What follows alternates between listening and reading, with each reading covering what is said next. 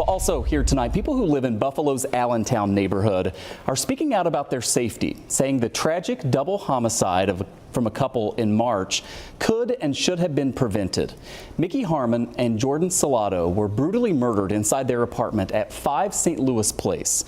The accused murderer, Brian Chiclana, is accused of using a basement window to gain access to the house before bludgeoning the two men to death. Now neighbors are saying that window had only been boarded up by a little piece of plywood since before Harmon and Celotto had moved in. Ijaz Jasil is a reporter with Investigative Post, and she joins us live tonight. You spoke with a bunch of people who live in the neighborhood, and you know, in some ways, when a terrible incident like this happens, folks aren't, likely to come forward and talk about these things, but they have a message they wanted you to hear, right? Absolutely. So I spoke with Jordan Bidwell, who was the upstairs neighbor of Mickey Harmon and Jordan Celotto, and also their next door neighbor. They both were adamant to speak out about the condition of this house, the fact that they believe that the incident could have been prevented if their landlord had taken better care of their properties. They told me that their landlord was allegedly slow to make repairs, that they expressed safety concerns, especially due to the vacant building with squatters that was across the street, and that those concerns were never addressed or taken seriously. So it was surprising to me even, but they were very adamant to get the word out in hopes of preventing others from going through the same thing.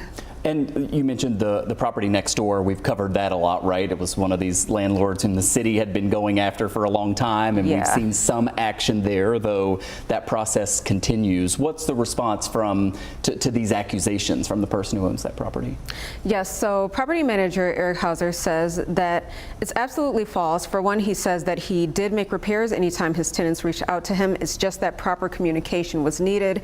He said also that there was a window there. The accusation that there was a piece of plywood, I asked him twice on 2 separate occasions. He said there was a glass window and Mr. Chiclana allegedly kicked it in. He claims that the Buffalo Police Department has video footage of it.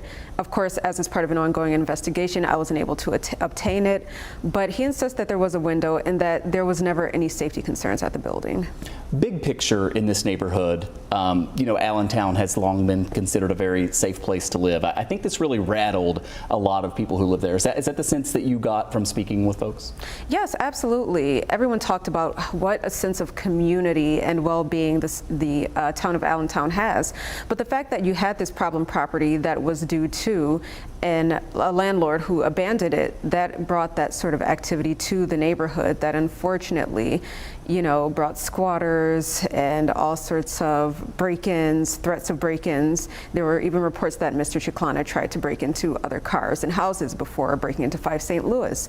So even though this is a considerably safe neighborhood, just one house, one abandoned property can really change the entire quality of it. Yeah, and finally, this is one of your beats, right? This is something that you cover on a regular basis, housing court and all these issues with properties. What sticks out to you about this particular case?